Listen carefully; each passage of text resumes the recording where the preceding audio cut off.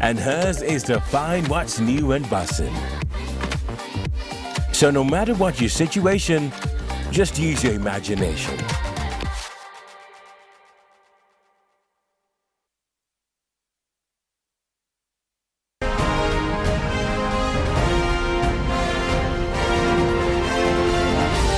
This is Good Morning Uganda.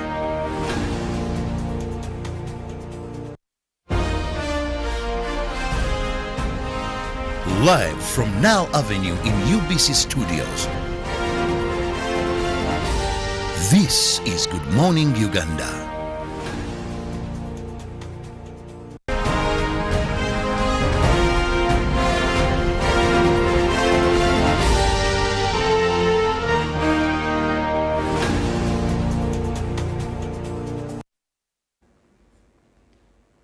I'm in at past 8, which is the top of the hour, and in case you're making your way to any place, well, that's the time check now, and I hope that you're on your way to your place of work or any destination of your choice. It is a Monday, and of course, for many of us, you're coming from the weekend, but it's the beginning of a week to work. Robert Chirabo, thank you for being with us. It is Good Morning Uganda agenda, and today I have a very interesting guest, given his place where he works. He's a common figure in the media, I must say, and most of us in the journalism fraternity, well, we are so used to him, also given where he was before and now still where he is. We are going to be looking at the Uganda Revenue Authority, URA, performance for the financial year 2022-2023, which is ending. We are barely a month to the end of the financial year 2022-2023. I'm Robert Chirabo Nyonyitono. Now, this morning, I have Ibrahim Bosa, who happens to be the Assistant Commissioner, Public and Corporate Affairs at the Uganda Revenue Authority, the tax body. You're most welcome, and glad having you. Thank you very much, Robert. And to our viewers, a very good morning. To be here to share, and also to touch base with our taxpayers, and of course be grateful and thankful for what they've been able to do in paying their taxes for national development. Well, just for a viewer, when you talk about URA, it may seem very automatic that, yes, this is a tax collector. But what is your mandate? The Uganda Revenue Authority is the government agency mandated to mobilize revenue to finance our welfare as a country, to finance government budgets in terms of development, in terms of recurrent expenditures. If you're being paid a salary as a civil servant, you're getting money from the government. If you are in the army, in security, you're getting money from the government. If you're driving on roads, if you are going to hospital, you did not build, all this is basically money that comes from the government, and it is collected from taxes at the end of the day. Usually when we have shortfalls as a country, we will borrow, but this, even when you borrow, money has to be paid back, and it is still paid back from taxes. So you'll find that the Uganda Revenue Authority is charged with the responsibility of assessing, collecting, and accounting to the treasury taxes from the nationals. And that's what we call resource mobilization. And we are driven by a strategy. It is a Uganda strategy that we call the Domestic Revenue Mobilization Strategy that guides us on how best we can be able to collect revenue or resources in a transparent manner, but also efficiently. Now, that said, Bosa, this brings me to, we are winding up a financial year, 2022-2023. It's barely a month for this financial year to end. And I remember I had a budget of about 48 trillion. Now, under that budget, domestically, that means he talked about money we borrow, but now domestically, we are talking about money we generate, URA collects from this country called Uganda. Now, you had a target of about 25.5 trillion. Let's look at, have you been able to achieve this target? Currently, we are on track to achieve the target. We have about 38 days to the end of this financial year. And within the next 38 days, we are looking for about 4.4 trillion Uganda shillings. And we are very optimistic that we'll be able to hit this target, maybe, God willing, even surpass it. We are looking at a number of areas that are probably going to help us to achieve that. Usually at this time of the year, we expect a lot of returns from people who are bringing in their personal income tax. We expect people who are paying in a lot of their corporate income tax. So usually this is the time when we expect a bunch of that. We're also going to focus a lot on the presumptive tax. Robert, I will tell you that Uganda statistically has about 10 million Ugandans that have an income or generate an income in one way or another, either through employment or having some form of a business. However, if you look at our tax register currently is at 3.6 million. That tells you that we have about 7 million Ugandans out there with an income that probably are not putting a fair share on nation building. So we believe that we can actually do our work in collaboration with stakeholders and taxpayers to be able to reach those people who have not yet put something into the kitty. Don't you think time is against you, given the remaining period, for you to have hit the 25.5 trillion? Not at all. Actually, it is very practical. If you see, compared to last financial year, we're actually in a good place in we being able to hit the target, and we know what needs to be done. We know the areas that need to be focused on. When I'm telling you about people who are in the informal sector that would want to reach, people in the formal sector, many of them are usually small businesses that are earning between 10 million and 150. These people pay what we call presumptive tax, and we are making it easy for them to pay this tax. We are going out there door to door, we are going in the hotels, we are going doing outreaches to remind them and even facilitate them to be able to pay this amount of money. So we are very optimistic that this figure can be met, and we just hope that we can work together with the taxpayers and them continue doing the good job that they've always been doing. One thing, boss, that I believe the public is concerned of, look, we are coming from COVID-19. And there is a general perspective that times are not normal times. Times are really hard for businesses. Some businesses are just recovering. And when URA comes out, I remember, I think it was in the previous quarter, and said we've surpassed our target. You know, to many Ugandans, this seemed as not real. How then, in such a hard time, are you being able to meet your target when maybe one would think it is obvious? We all can understand that the times are hard, and URA has not been able to meet its target. Aren't you over milking a cow? Interestingly, Robert, first I think we have to owe this to the Ugandan taxpayer. For those who have braced the hard times and been able to still meet their obligations. It is true that on the back of a pandemic and inflation and the Ukraine-Russia war, we still were able to make the largest collection in terms of tax in the history of URA last financial year. We collected over 21 trillion Uganda shillings. But this is I think the essence of what we need to look at. One, we were able to do that by creating efficiencies. In tax collection, in revenue mobilization, usually there are inefficiencies that can be created in terms of leakages. These leakages can stem from corruption, can stem from integrity issues, can stem from even the taxpayers themselves under declaring sales, suppressing sales, and things of the kind. During that period, we focused a lot on basically improving our efficiencies, bringing in technologies that were helping us to close leakages. There were no new taxes, remember, but we were still able to do better in terms of collection. It was basically administrative efficiencies, focusing on areas management, okay, and focusing on issues like alternative dispute resolution. Usually there's a lot of money that is tied into dispute, where people don't understand an assessment, and they will go on to either we go to a court of law, you take 2-3 years battling in a court of law. We introduced the alternative dispute resolution mechanism, where we could sit down and look into the affairs, look at an issue afresh. If you have objections, if you have new material issues regarding your taxes, we look at them. Where we are wrong as a taxpayer, we would actually acknowledge that and be able to vacate a certain tax. Where we also show you that actually probably you did not get it right, people would pay. I'll tell you, in last financial year we were able to collect over 200 billion Uganda shillings and $10 million in alternative dispute resolution. That is money that would have been in a court of law and we battling it out, taking a lot of time and expenses. Those are just mechanisms to show you of how we are doing.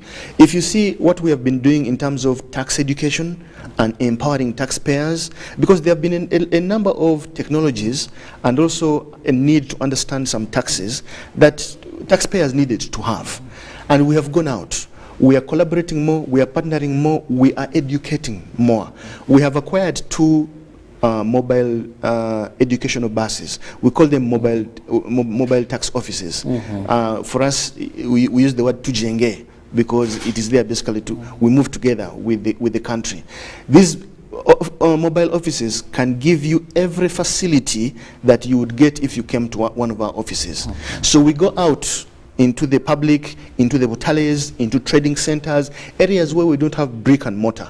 We are educating, we are helping people to pay their taxes, generating PRNs, helping them to generate assessments, helping them to pay, and this has actually made a lot of contribution. One big aspect that has happened during that time, despite the difficulty, is the growth in the tax register. 2020, our tax register was at about 1.7 million taxpayers. Today, as I speak, it is 3.6 million taxpayers. That is a significant growth in just a period of about 3 years.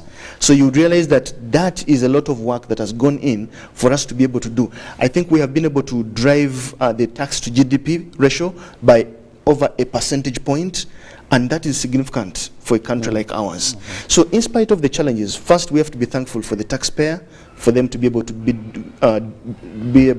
doing a good job, but also as an administrator, we have put strategies, initiatives that we believe the way they have worked during a pandemic and post the pandemic, that's why we are very positive about the future in terms of revenue mobilization. While all seems rosy at URA, this may not be the case with people in the business community. So that means there could be a number of challenges. What have been the challenges for this period of financial year ending 2020-2023? Revenue mobilization is a daunting task. We have realized as the Uganda Revenue Authority that we cannot do it by ourselves. On our own, we are probably doomed to fail. We have seen that we need collaboration, we need partnership, we need to be able to be on the same page, on the same wavelength with the taxpayer. So first of all, there has been a challenge with the structure of our economy. The biggest part of our economy is informal, where people are not registered. People, you may not know where to find them. People are operating in their garages and stores, but basically contributing economically. And we have been having a challenge of how to reach these persons. So that is a very big challenge, because even when these people are found, many of them have no records. They are very poor at bookkeeping, and that makes the taxation subject a very dicey atmosphere. How do you determine what tax they are supposed to pay because they do not have evidence of what their transactions are like? So issues of we partnering to be able to have information so that our tax initiatives are data-driven has been a challenge, but we're making inroads. For example, we have partnered with other agencies of government, like the local government, like KCCA. We have partnered with the UMEME, with the land office. These have information that we now use state-of-the-art technology, like artificial intelligence, to use this data to now narrow down to who a taxpayer is. If it is in the rental tax head, for example, we are now more precisely able to tell who a landlord is and how many infrastructure in terms of rental probably properties they may have because of the access to this kind of information. When businesses are registering with the URSB, we have now a link that once people register with URSB, they are required to get a TIN, and we are able to onboard them to be able to teach them their obligation in terms of taxes. We have partnered with KCCA when they're issuing trading licenses, and the same happens. So we have now some bit of visibility on how we can onboard new people coming into the formal economy.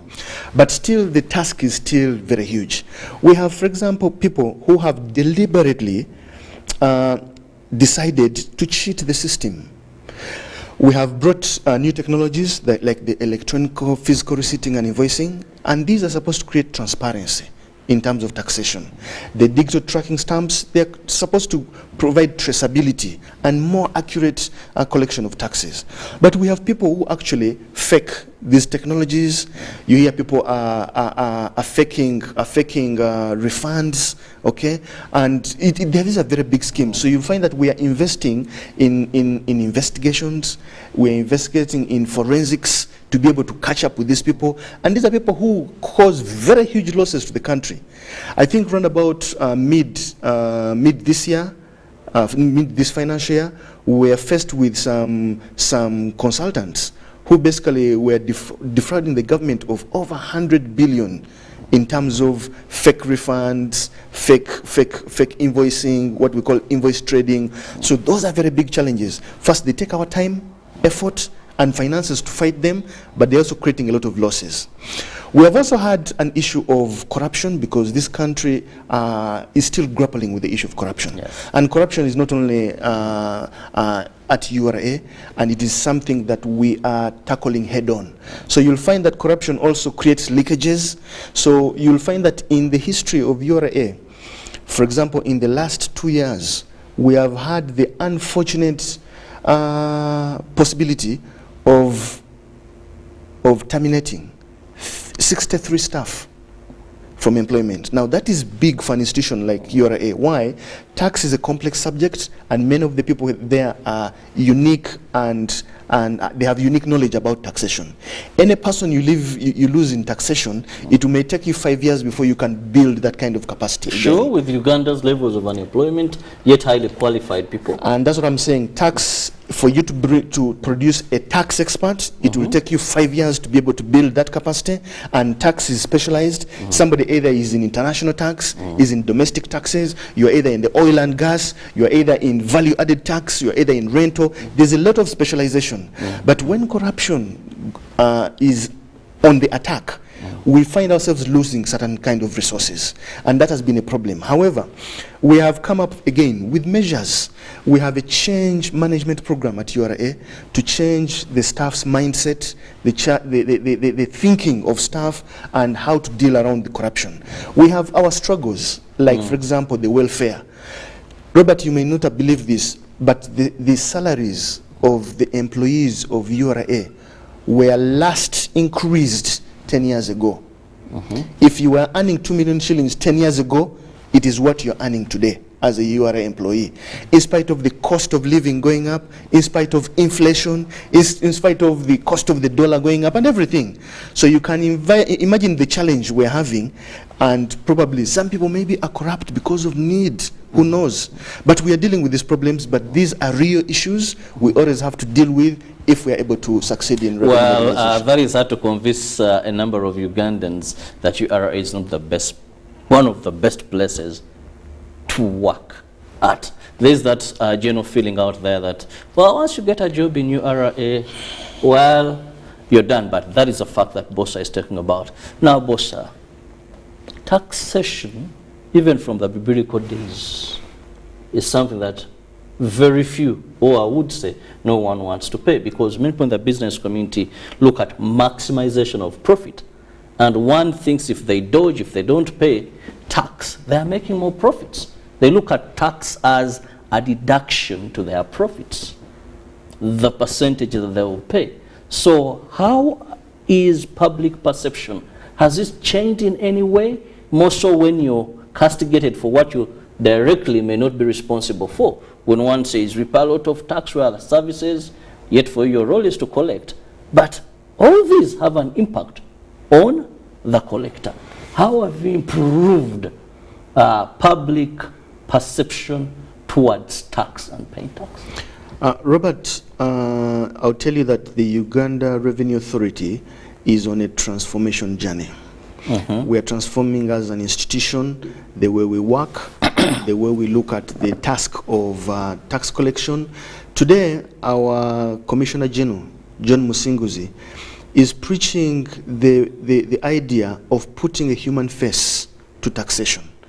And this is something that is taking us closer to the taxpayer for purposes of tax education, for purposes of we being able to listen more to taxpayers, and being able to be purposeful in the way we implement our interventions. I will tell you that there are many Ugandans who are probably paying taxes for the first time. Somebody has been in a business and probably has not been paying tax in the last 3-4 years, and they are now getting to pay taxes for the first time. It is a tall order. There is a need for a mindset shift. And I can believe that we are making progress. Why? People have always had the rationale that taxes kill business. And we are out there showing the people that, one, if you feel the taxes are killing business, maybe it is important for you to identify which taxes are killing your business. Let us take an example, Robert. If you are in a business and you're supposed to pay corporation tax, okay? That is business income tax. That means that you're operating a business where you're doing some procurement, you are meeting some costs and overheads in doing your business, probably you're having some sales, and at the end of the day, you'll make a profit. For you to have a profit, you will have made allowable deductions of everything that you have incurred. Electricity, expenses for employment, and all these kind of things are deductible. For you to have a profit, and remember, tax is on the profit. Tax is not on your capital. It is not on your gross revenue. It is a percentage, probably 30%, on the profit. If you have no profit, you have no tax to pay. So the first fundamental aspect here, we're telling people that tax is on income. If you have no income, you have nothing to pay. So usually there has to be an income, and it's only a percentage of the income. So you realize that people only have to be able to keep orderly records for you to know what my income is, and it is on the income that you pay a percentage of tax. 2, people are suffering with taxes like VAT tax, the value added tax. Value added tax is a consumption tax, and this is something we are teaching many businesses, and many of them are being shocked, meaning that you and me actually pay VAT. If I am a registered VAT company in Uganda, my job is to collect VAT. If I buy purchases and they have a VAT component, that is my input VAT. If I sell, there is a VAT component, that is my output VAT. If I am remitting to URA, it is the difference between my output and input. It is what I give to URA. The business does not pay VAT. So the question is, then why would somebody be grappling with the debt of VAT tax? That means you collected this tax and you ate it. This is as good as stealing from the government. So we are telling people that if that is happening to you, probably it is your bookkeeping records that need to be affirmed, so that you are able to know that this has been my sales. On my sales, there are costs of sales which you have to remove. On there will be VAT that you have collected that you have to remove and remit to the government before you have what is your profit. We are doing everything that is possible to educate Ugandans. If you are very keen, we are on television, we are on radio, we are in the markets, we are doing onboarding sessions, we are doing taxable tallies, we are on, you call them community-based radios, the Bizindalos, teaching everybody just principal aspects of taxation, registration, bookkeeping, you being able to file a return, when to file a return, so that people know their obligations and responsibilities. But best of it all, we are saying that taxes in Uganda are also based on a self-assessment regime. It is you who knows your business. Robert, we don't come to your business and start doing the accounting for you. You do your business and you say, based on my business, this is what I put in, this has been my costs, this has been my profit, and you make a declaration. It is based on what you have declared that you pay tax. How then does tax kill your business? You have declared what your profit is. So through education and more collaboration, we're now going sector-based. If you see us dealing with associations like the Kasita, the Flowers Exporters Association, Mbarara City Traders Association, Private Sector Foundation, UMA, because all these have unique issues in taxation. So we are giving specific, tailored treatment to unique aspects of taxation to who needs them. And I think we are making a lot of progress, and there are some testimonies that are beginning to come up. Well, it is time my viewers join the conversation on the WhatsApp number that is going to be popping up on your screen anytime from now. Please feel free to send me a text message or a WhatsApp message on that number on your screen, and I'll be reading it out to your messages to my guest, and he will be responding. Then, Bosa, that well explained. Where does this originate? Where the taxman billed me excess in what I'm making. When you go downtown, or you go to a number of businesses or a number of supermarkets, people give tax as an excuse. Someone will tell you, I used to bring maybe in 3 containers, 40 feet, excuse me, and now because of taxation, I can only bring 1. When you go to the casitas with Issa Sechito, these are people that whip the elite, they know taxation. They'll tell you, well, taxes are so high. Is it that the percentages of taxation that URA takes are far higher in terms of percentages? Is it that, could we take it that all these people just do not understand or don't have their records right?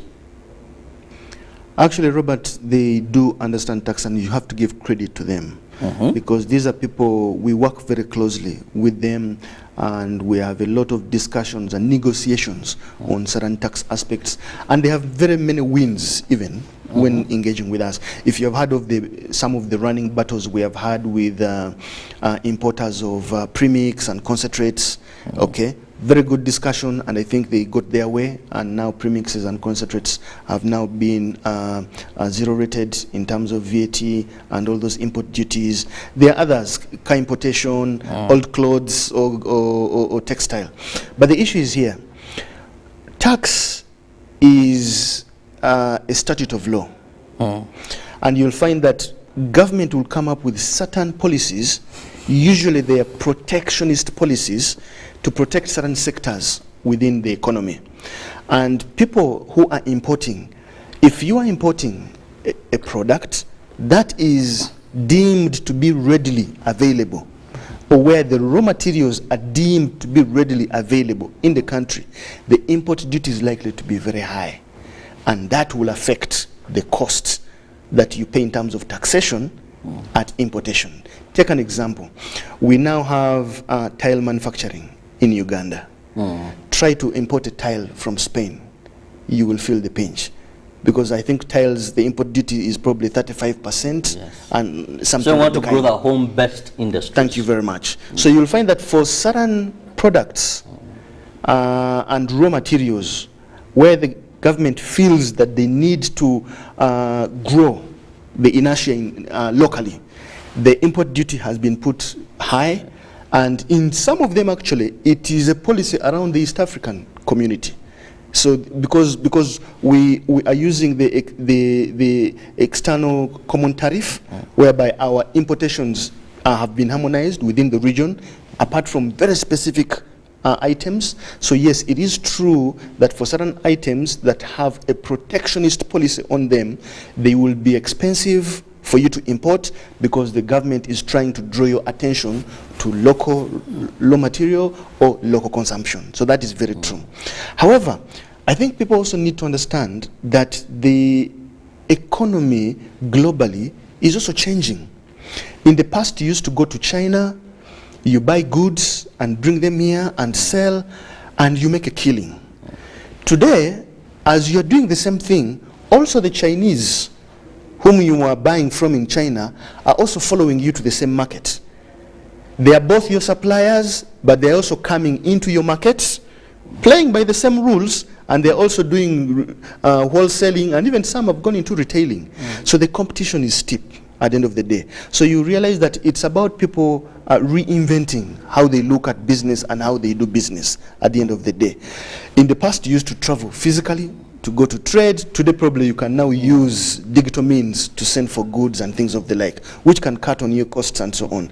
So I think the business environment is shifting or has shifted, but also there are certain protectionist tendencies from countries, including ours, when you're protecting certain sectors, that have changed things around. So it is true. Maybe the profitability you used to get on a container of goods 10 years ago is not the same profitability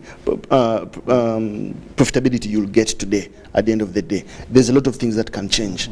There are things, of course, now that the fiscal policies in the country as well, you know, access to credit and so on, all these play into the business. It is just not only the taxes that are in this mix. There are a lot of things that somebody needs to put into consideration for you to appreciate what affects the volume of goods, the cost of goods that are brought and sold into the country. Well, let me look at some of the messages that are coming in. Augustine from Bara, thanks for the program. How do I manage the threshold, and what is the threshold of Ugandans as in income tax? Well, okay. I hope you get that. I think I know what he's talking about. Now, in Uganda, if it is a business, for example, if you are making 10 million shillings as turnover a year and less, 5, 6, 7, 8, 9, 10 million shillings of revenue in a business a year, you don't pay tax. You only start paying tax after you have hit above 10 million. And 10 million up to 150 million, you are considered a small business.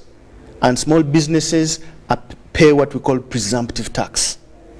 Okay? And presumptive tax, I'll give you an example. Say, for example, if you have about sales of between 20 to 30 million a year in terms of turnover, you'll be paying presumptive tax of about 80,000 shillings.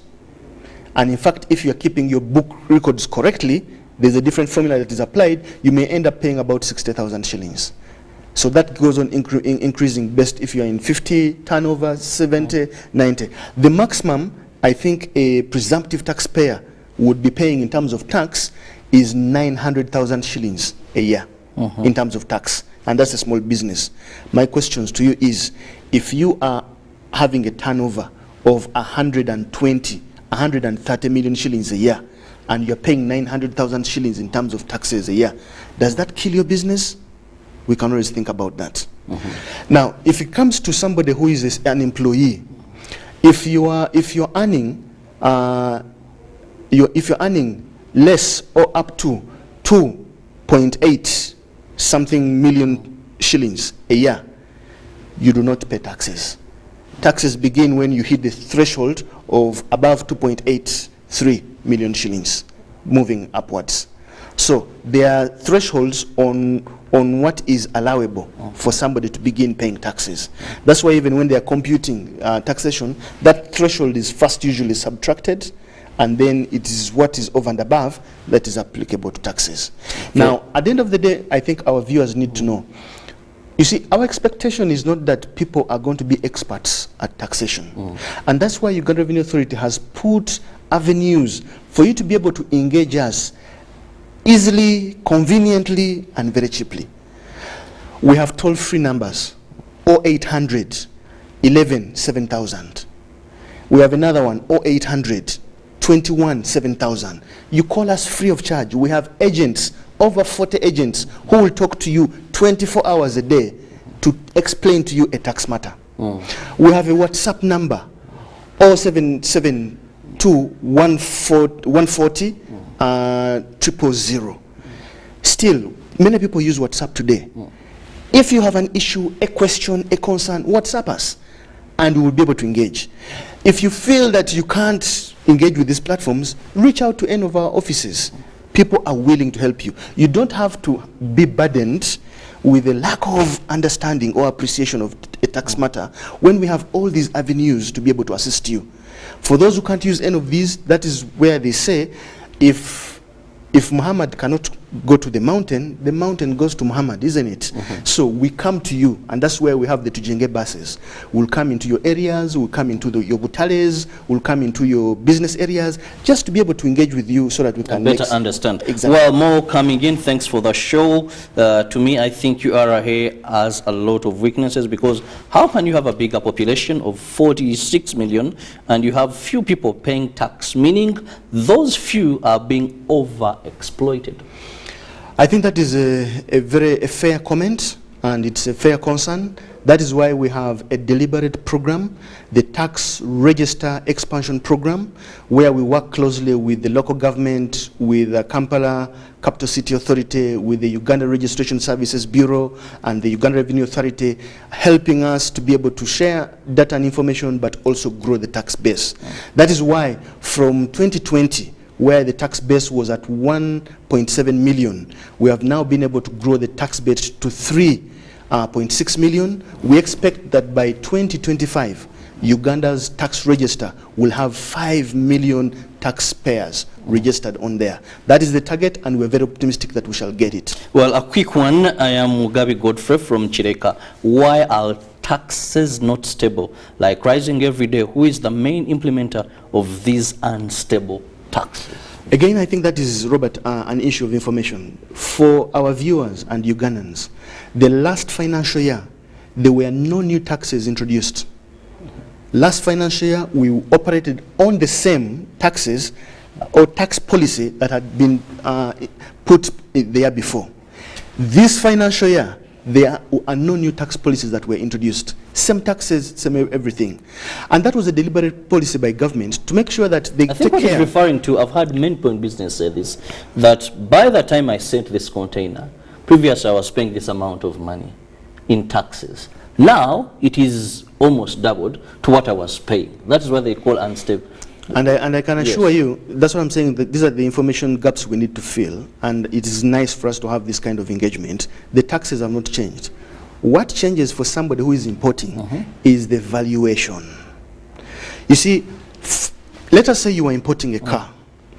This car will pay taxes like an import duty. It will pay VAT. It will pay a withholding tax.